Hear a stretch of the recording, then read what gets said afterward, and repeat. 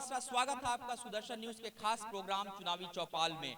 चुनावी चौपाल का कारवां आज आ पहुंचा है बहराइच के शहरी विधानसभा क्षेत्र में और आज हम जानेंगे कि बहराइच की जनता क्या जनादेश देना चाहती है, यहाँ के जो प्रतिनिधित्व कर रहे हैं उन लोगों को। प्रोग्राम की शुरुआत करते हैं। सबसे पहले मैं अपने मेहमानों का परिचय करा दूं। समाजवादी पार्टी से हमारे साथ हैं नदीमुल हक जी, प्रतिनिधित्व कर रहे हैं ये। बसपा से रईस अहमद और भाजपा से ब्रजेश गुप्ता और MIM से हमारे साथ हैं मिनाज अली जी। सबका स्वागत है। सबसे पहला सवाल मैं लूंगा यहाँ पे समाजवादी पार्टी से। अगर बात करें बहराइच विधानसभा क्षेत्र की, आप लोग 1992-93 से ही यहाँ पे लगातार जीतते आ रहे हैं, लेकिन अगर बात करें शहर के अंदर लोगों का ऐसा कहना विकास नहीं हुआ है, सड़कें टूटी हैं, जल जमाव की स्थिति है, चीनी मिलों की हालत खराब है। आखिर इतनी बड़ी समस्या जो है वो अब तक दूर क्यों नहीं हुई? जवाब दीजिए। जहाँ तक बात है विकास की, तो समाजवादी पार्टी ने पिछले हमारे डॉक्टर वकार साहब यहाँ से विधायक रहे सन 93 से, उन्होंने बहराइच में इतना विकास किया कि आज तक आज़ादी के बाद से 60 सालों तक इतना विकास नहीं हुआ। जहाँ तक माननीय अखिलेश यादव जी की बात है, अखिलेश यादव जी ने यहाँ पे ट्रामा सेंटर दिया, यहाँ पे मेडिकल कॉलेज दिया, यहाँ पे सड़कें बनवाई।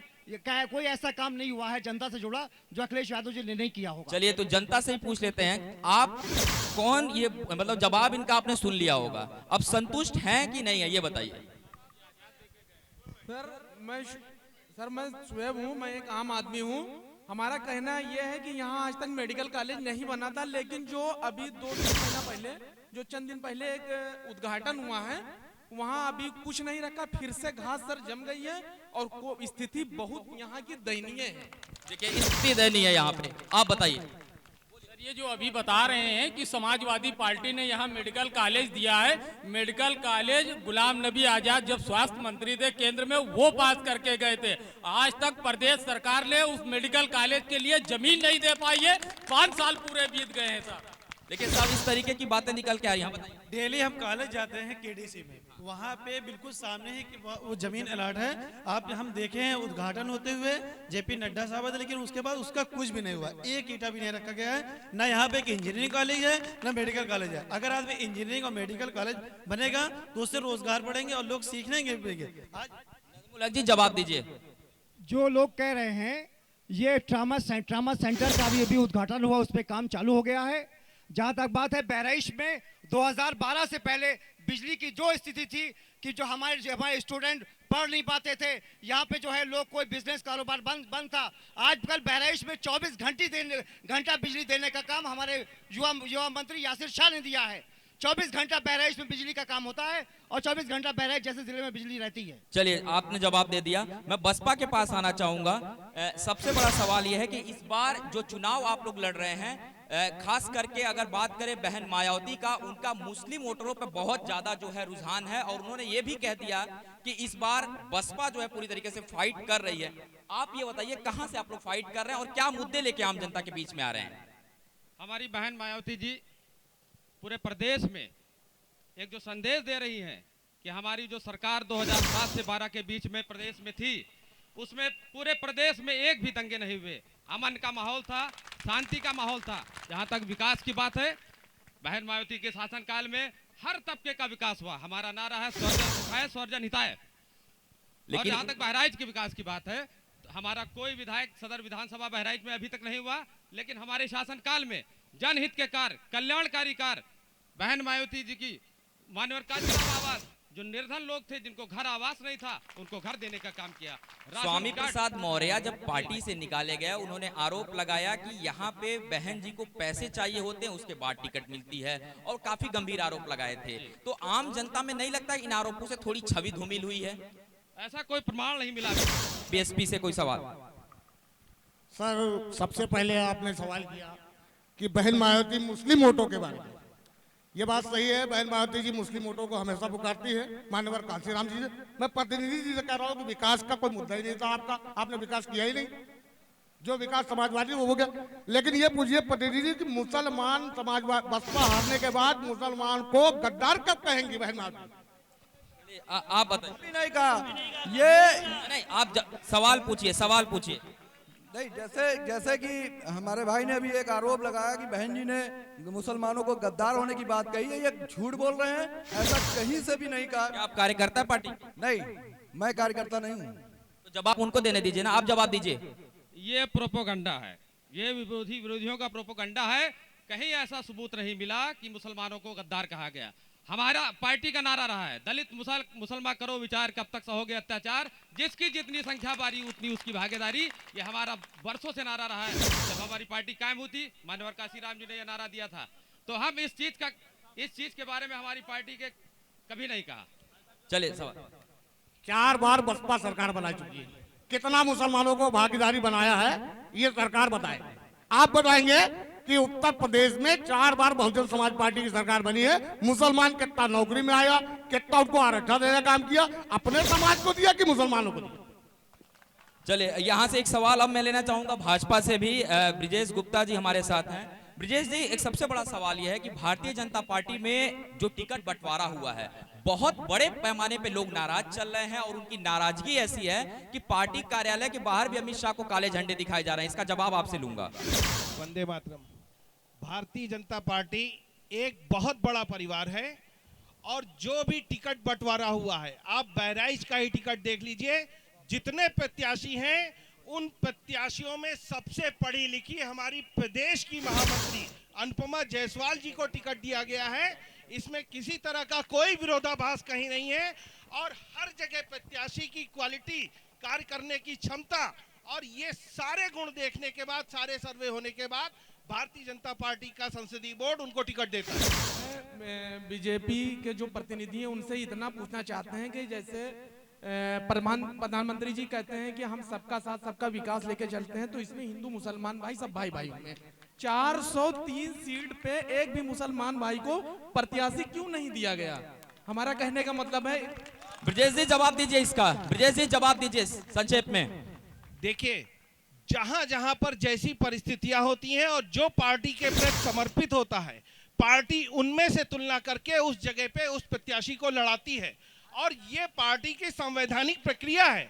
इसके अंदर कोई जातिवाद, भारतीय जनता पार्टी ऐसी पार्टी है जो किसी जातिवाद, किसी धर्म के आधार पर किसी को वोट नहीं, किसी को टिकट नहीं देती।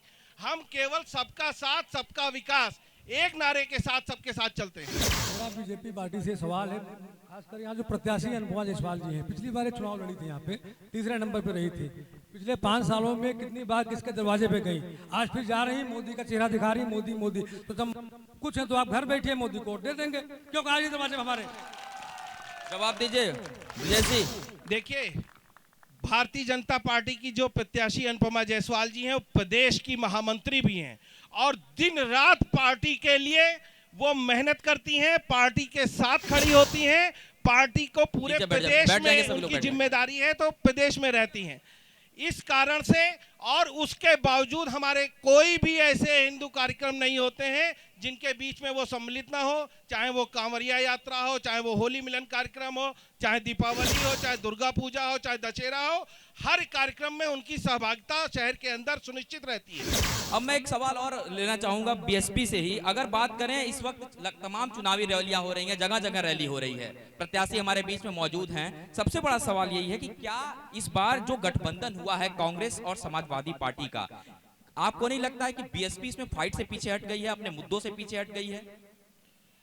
सपा और कांग्रेस का गठबंधन हुआ है तो उसमें बीएसपी अपने मुद्दों से कैसे हट गई है? फाइट क्या पीछे हट गए हैं? हट गई है कांग्रेस, जिन्होंने 27 साल उत्तर प्रदेश बेहाल कह रहे थे।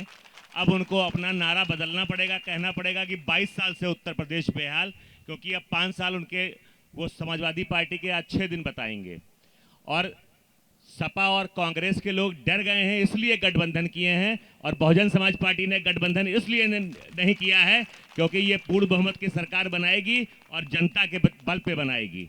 चलिए, पूर्ण बहुमत की सरकार बना रही समाजवादी पार्टी से मैं सवाल लेना चाहूंगा कि जब पूर्ण बहुमत की बात यहाँ बीएसपी कर रही है, आप यानी कि समाजवादी पार्टी और कांग्रेस मिलकर, लगता है उत्तर प्रदेश में आप लोग पूर्ण बहुमत के साथ आ पाएंगे? क्योंकि यहाँ बीएसपी भी दावा कर रही है अकेले। सुनिए, समाजवादी पार्टी और कांग्रेस गठबंधन समाज उत्तर प्रदेश में 300 सीट लेके आ रहे हैं, क्योंकि बहुजन समाज पार्टी कहीं लड़ाई में ही नहीं है। उत्तर प्रदेश में लड़ाई में नहीं है बहुजन समाज पार्टी। समाजवादी प्रतिनिधि जो बैठे हुए हैं, अभी इन्होंने कहा कि 25 सालों में डॉक्टर साहब ने विकास बहुत किया। विकास की जहाँ तक बात है, आज भी 25 साल हो गए, वही आजाद इंटर कॉलेज है, वही जीआईसी है, वही गांधी है, वही जो है ये 4 स्कूल और डिग्री कॉलेज वही है, कोई दूसरा कॉलेज नहीं बना, बल्कि एक नॉर्मल स्कूल और जो है मॉडर्न स्कूल पे कब्जा किया और लेटेस्ट गाजी इंटर कॉलेज पे कब्जा करने का प्रयास किया, जिसका कोर्ट में सेल्फी दाखिल है, उसको वापस लिया गया। आप सवाल किया गया, केवल बहराइच को 25 साल लूटा गया, कुछ नहीं किया गया, 50% लिया गया और इसके अलावा कुछ नहीं हुआ है। जवाब दीजिए आप। इनका सवाल ये है, अगर 25 साल लूटा गया तो सन 93 में डॉक्टर वकार साहब विधायक हो गए थे, लेकिन बहराइच की जनता ने लगातार 5 बार उनको विधायक क्यों चुना? ये सवाल है। 25 साल विधायक जो रहता है उसने विकास किया है, तभी वो विधायक रहा है। कॉलेज पे कब्जा क्यों किया गया? कॉलेज को बनाया क्यों नहीं गया? जवाब दीजिए आम जनता का।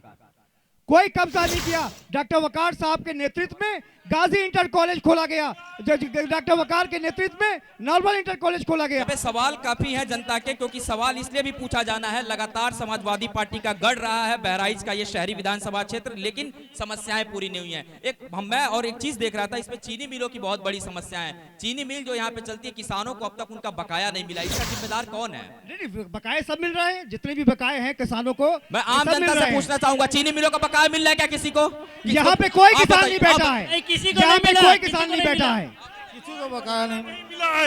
ये सब झूठ बोला है, बकाया कोई नहीं मिला। फिर आपके पास कहां से आ गया कि बकाया पूरा कर दिया आपने? नहीं, पूरा बकाया दे रहे हैं। मैं आपके पास आता हूं, आपके पास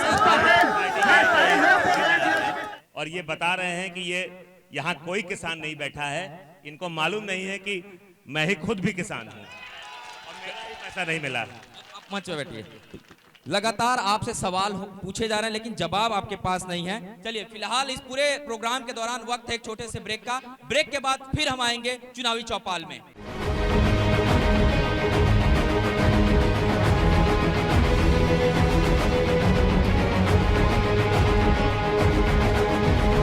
ब्रेक के बाद एक बार फिर से आपका स्वागत है चुनावी चौपाल में। बहराइच की समस्याओं के बारे में जान रहे हैं, क्योंकि बहराइच शहरी विधानसभा क्षेत्र में इस वक्त मौजूद हैं। चुनाव है, चुनाव में बहुत सारे वादे आम जनता से किए जा रहे हैं। अब ये देखना है कि दरअसल आम जनता से जो वादे किए जा रहे हैं वो पूरा करने के लिए यहाँ के नेता कितने सक्षम हैं। सबसे पहले आप सवाल पूछना चाह रहे थे समाजवादी पार्टी से, बताइए।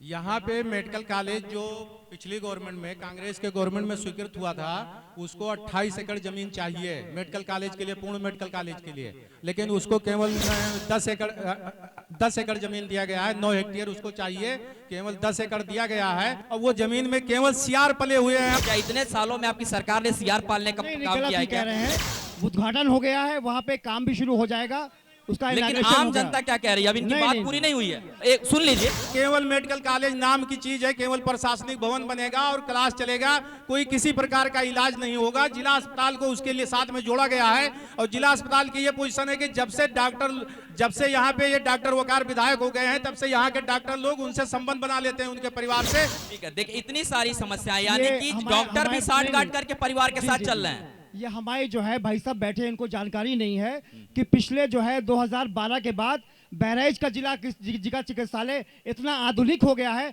कि पूरे मंडल में, क्या फैजाबाद मंडल में भी ऐसा जिला चिकित्सालय नहीं है। चलिए एक सवाल मैं अजीत जी आपसे पूछना चाहूंगा।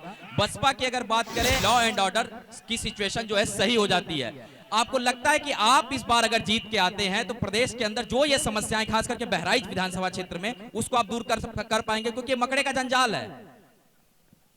बिल्कुल निश्चित रूप से दूर कराया जाएगा, और कानून व्यवस्था की स्थिति तो समाजवादी पार्टी की सरकार की जिस दिन विदाई हुई और जिस दिन बहुजन समाज पार्टी की ताजपोशी हुई, उसी दिन से कानून व्यवस्था खुद सुधर जाएगी।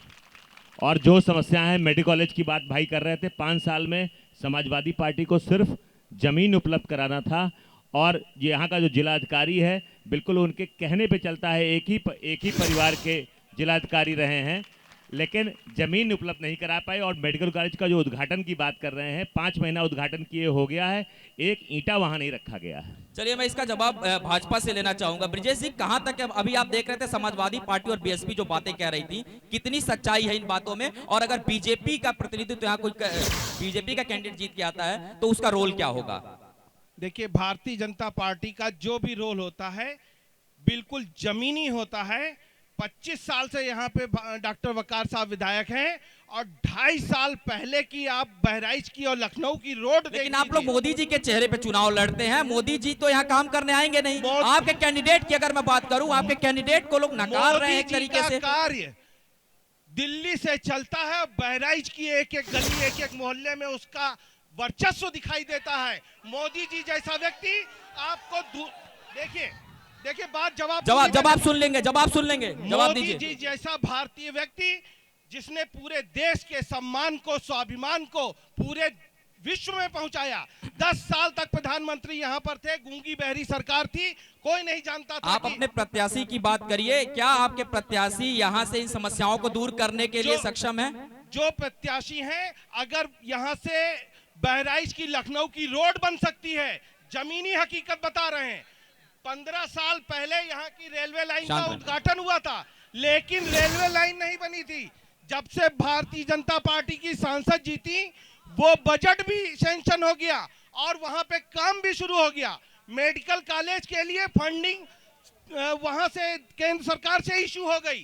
तो हमारी कोई भी ऐसी घोषणा काल्पनिक नहीं होती। चलिए आपसे सवाल है।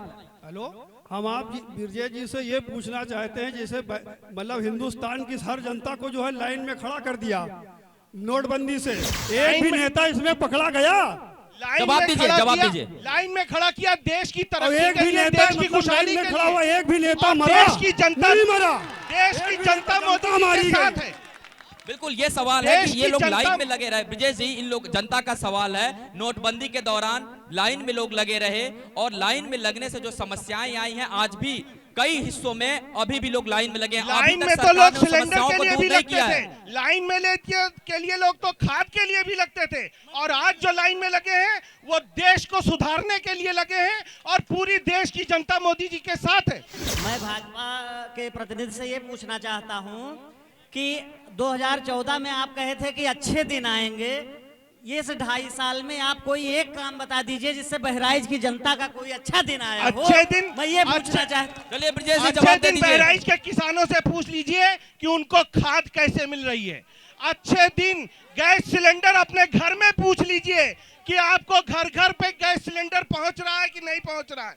अच्छे दिन बहराइच से लखनऊ जाने के लिए देख लीजिए, 1.5 घंटे के अंदर आप बहराइच से लखनऊ पहुंच रहे हैं कि नहीं पहुंच रहे हैं। चलिए एक सवाल ब्रिजेश जी, एक सवाल और ले लेते हैं, फिर उसका जवाब बताइए।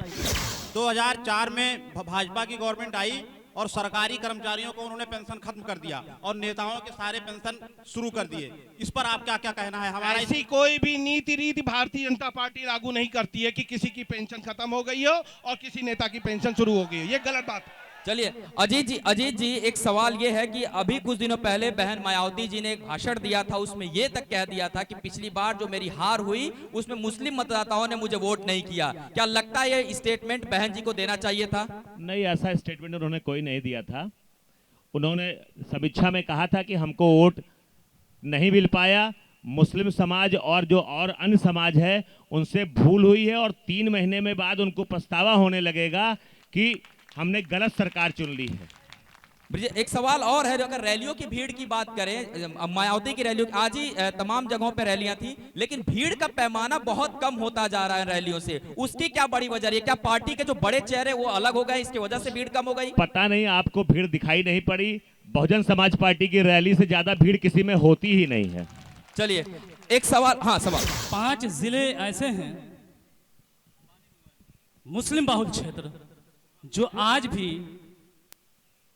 अति पिछड़ा है और यहाँ का नेतृत्व हमेशा मुस्लिम ही करता आया है, जिसमें बहराइच, श्रावस्ती, गोंडा, बलरामपुर और मऊ। आखिर हम ऐसे मुस्लिम प्रत्याशी को क्यों चुने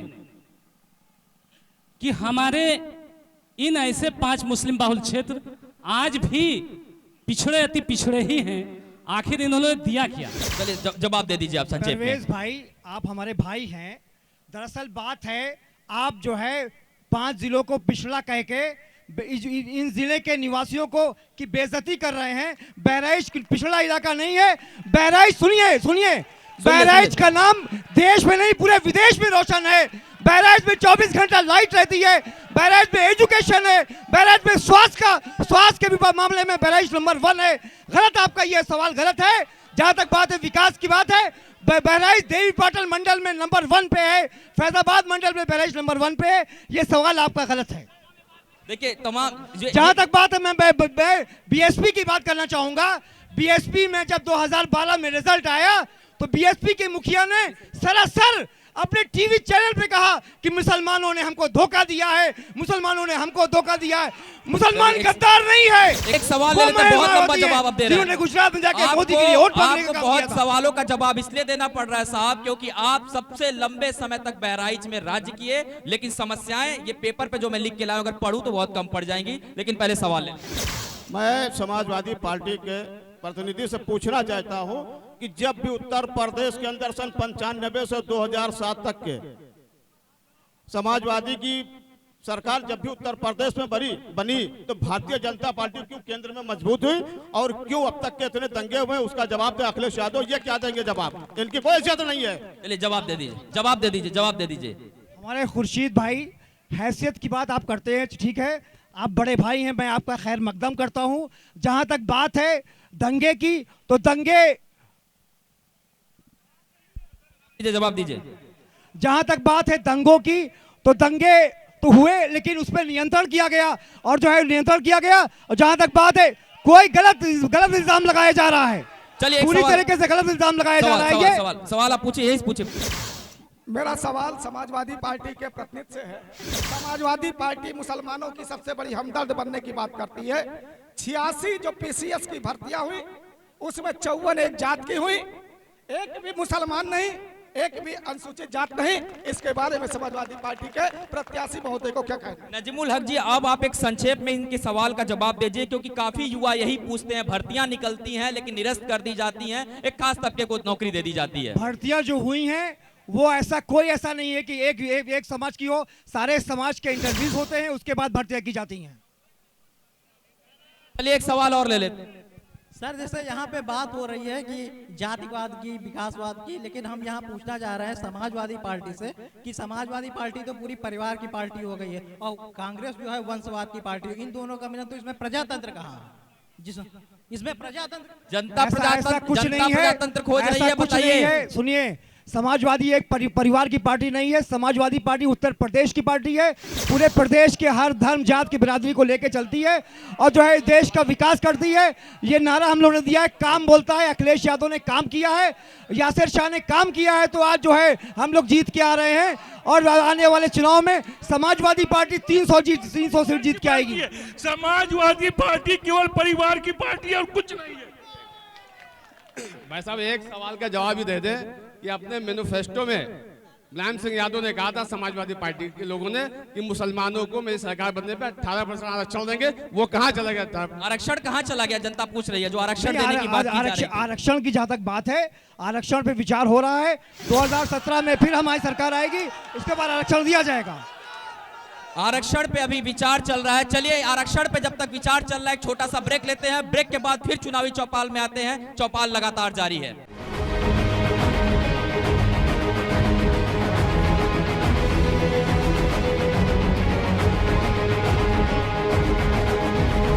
ब्रेक के बाद आपका फिर से एक बार स्वागत है। चुनावी चौपाल में बहराइच विधानसभा क्षेत्र में मौजूद हैं और जैसा कि आप अब तक देख रहे हैं, लगातार जो सवाल हैं समाजवादी पार्टी यानी कि मौजूदा उत्तर प्रदेश में जिसकी सरकार का वर्चस्व रहा है उससे पूछे जा रहे हैं। बीएसपी के भी यहाँ कैंडिडेट मौजूद हैं। बीएसपी के कैंडिडेट ने भी अपनी बात कही, एमआईएम से मौजूद है, बीजेपी से हैं, सभी ने अपनी अपनी बातों को बताया। लेकिन सबसे ज्यादा जो सवाल यहाँ की जनता कर रही है वो समाजवादी पार्टी से कर रही है और उसका जवाब देना भी आपको भारी पड़ा। चलिए एक सवाल और ले लेते हैं।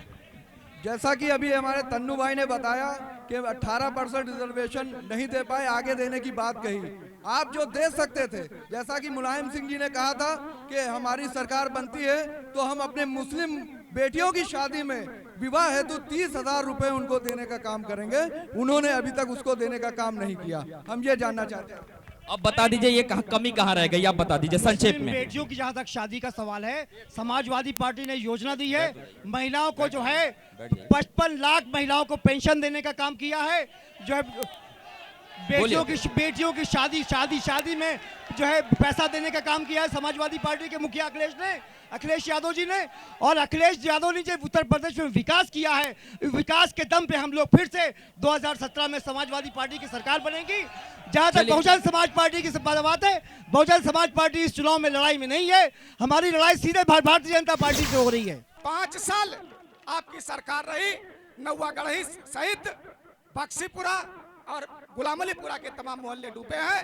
उसके बारे में समाजवादी पार्टी को क्या कहना? नदीमुल जी जवाब दे दीजिए, क्योंकि ये अगर बात करें बुनियादी समस्याएं बहुत ज्यादा हैं और ये जैसे डूबने की बात करें, तमाम गलियों में पानी लगा हुआ, नाली निकासी नहीं है, सड़कों की हालत बदहाल है, इसका जिम्मेदार कौन है? देखिए, जहां तक बात है घसियारीपुरा, बख्शीपुरा, जितने में मोहल्ले हैं वहां पे विकास पूरी तरीके से हुआ है और उनको बिल्कुल नहीं हुआ, वहाँ सड़कें बनाई गई हैं, वहाँ पे विकास हुआ है, सारा काम हुआ है हर मोहल्ले में। बिल्कुल ये गलत बोल रहे हैं। नौवा गढ़ी, सलारगंज, बक्सीपुरा, चांदमारी में कहीं जल निकासी की व्यवस्था नहीं है। हर जगह जल भरा होता है, हमजापुरा में जल भरा होता है, कोई काम नहीं हुआ है। बिल्कुल सरासर ये झूठ बोल रहे हैं। पिछले 40 सालों में 35 साल तक इनका रहा है, पांच बार ये सांसद विधायक रहे हैं और जो हमारी प्रत्याशी हैं वो एक बार सांसद, एक बार जिला पंचायत की अध्यक्ष रही हैं। 35 साल का टेन्योर इनका रहा है। 35 साल में एक पानी की टंकी नहीं दे पाई है बहराइच को कि लोगों को स्वच्छ जल पीने के लिए मिल पाए। ठीक है, सवाल पूछे। इलेक्शन आता है तो इनको राम मंदिर क्यों याद आता है? ये बहुत बड़ी बीमारी है। जब इलेक्शन आता है तो राम मंदिर क्यों याद आता है? ये सवाल सभी विधानसभाओं से निकल के आते हैं। इसका जवाब दीजिए, कब बनेगा राम मंदिर? शांत रहिए, बसा हुआ है। शांत, सभी लोग जवाब दीजिए। नहीं, हमारे मैनिफेस्टो में शामिल है, हमारे रग रग में बसा हुआ है, हमारी आस्था का केंद्र है। हम हर बार ये बात, आपके मौर्य जी भी कहते हैं कि राम हमारी आस्था के प्रतीक हैं, लेकिन जनता पूछ रही है कि मंदिर कब बनेगा? ये मंदिर नहीं बनाएंगे तो मंदिर बनाएंगे तो, लेकिन उसकी तारीख कभी नहीं बताएंगे। और मंदिर एक देश की सर्वोच्च संस्था है, सुप्रीम कोर्ट का निर्णय है, भारतीय जनता पार्टी के मैनिफेस्टो में है। जो सुप्रीम कोर्ट निर्णय देगा उसके हिसाब से वहां पे भव्य मंदिर का निर्माण किया जाएगा। विधानसभा के आज के चुनावी चौपाल में मेरे साथ इतना ही। अगली बार हमारी मुलाकात होगी किसी और विधानसभा से।